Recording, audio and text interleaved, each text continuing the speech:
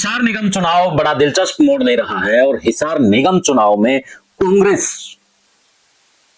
चुनाव अपना हार मान चुके हैं, क्योंकि वो हाल फिलहाल जिन मुद्दों की बात कर रही है उन मुद्दों से आम जनता को कोई सरोकार नहीं है। जयप्रकाश ऐसे मुद्दों को उठा रहा है जिन मुद्दों से जनता कनेक्ट नहीं हो पा रही है। वो बार बार इंटरनेशनल एयरपोर्ट को लेकर के बात कर रहे हैं। अब एयरपोर्ट से आम जनता को क्या मतलब, उन्हें सीवरेज, पानी, इन टूटी सड़कें, इन मुद्दों को बार बार अगर कहेंगे, अब कैंपेन चलाएंगे तो शायद कुछ ना कुछ हो। लेकिन यहाँ पर कांग्रेस सस्ते ठंडे बस्ते में डाल रही है हिसार निगम चुनाव को, तो भाजपा वहां पर बड़े मार्जिन से चुनाव जीतती नजर आ रही है। मेयर पद का एक तरफ जहां कृष्ण सिंगला कांग्रेस से हैं, तो भाजपा से प्रवीण पोपली को टिकट दिया गया है। प्रवीण पोपली इस वक्त बड़े ही मजबूत स्थिति में है और भाजपा, यानी कि हम जब लोगों से मिले, नेताओं से मिले और पूरी हिसार की आबो हवा का पता किया, बीजेपी वाले तो अभी से चुनाव जीता मान रही है और कांग्रेस के जो कार्यकर्ता है और ठीक ठाक नेता है वो कह रहे हैं कि हम चुनाव किसी भी हाथ में नहीं जीत रही हैं। अब उसमें आंतरिक हमारी गुटबाजी है, हमारी रणनीति है और बहुत से ऐसे कारण हैं जिसके कारण से हम चुनाव नहीं जीतते नजर आ रहे हैं। और सबसे बड़ी बात है कि कांग्रेस ने यहाँ पर पंजाबी लीडर पैदा नहीं किया है और पंजाबी लीडर यहाँ कांग्रेस को पैदा करना जरूरी था, क्योंकि यहाँ पर पंजाबी वोटों की संख्या ज्यादा है, तभी तो वो मार खा रहे हैं। अब तक जो भाजपा इतने सीरियस पे जा रही है और कांग्रेस ढलान पे आ रही थी, अब तक ये कह रहे थे हम लोग भी कि जो कांग्रेस है वो चुनाव हार रही है, लेकिन इस चुनाव में आकर के तो वो ग्राउंड भी हारती नजर आ रही है। जब वो ग्राउंड ही हार जाएगी तो कांग्रेस के पल्ले क्या बचेगा। जैसे मध्य प्रदेश और गुजरात में कांग्रेस के पल्ले कुछ नहीं है, तो ऐसा ही कुछ ना कुछ यहां भी हो सकता है। जयप्रकाश अपने यहाँ पर चला रही हैं, दूसरे नेताओं को साथ नहीं ले रही हैं या फिर वो साथ नहीं आ रहे हैं, तो जयप्रकाश को उनको साथ लाने के लिए कुछ तो करना जरूरी है।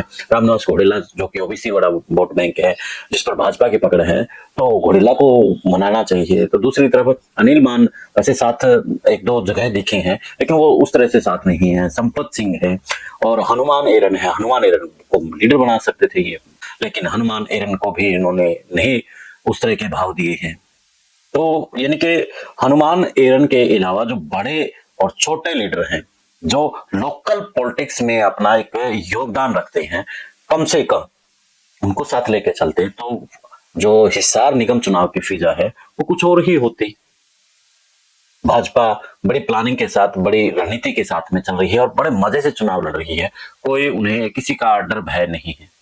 मीडिया को भी उन्होंने उनकी औकात दिखा रखी है। वहां पर जो पत्रकार साथियों से बात हुई है, 3-3.5 रुपए उनको विज्ञापन के तौर पर दिए हैं, जिसमें जबकि पत्रकारों को बड़ा छोटा चुनाव था चाहे था, इनके उनके कहीं ना कहीं ठीक मान सम्मान किया जाता था। मैं पत्रकार साथियों से माफी चाहूंगा क्योंकि औकात शब्द का मैंने इस्तेमाल यहाँ पर किया है। ये आप लोगों ने ये औकात अपनी बनाई है।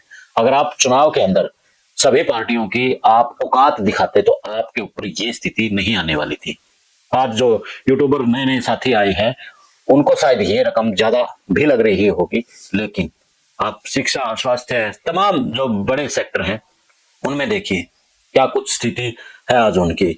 आप स्कूल में बच्चे पढ़ाएंगे तो वहां पर क्या फीस है, आप अस्पताल में कराने जाएंगे इलाज तो वहां पर क्या कुछ आपको महंगाई से चुकना हो बढ़ना पड़ता है। लेकिन यहाँ पर पत्रकारों को किस तरीके से यानी कि जलील किया गया है।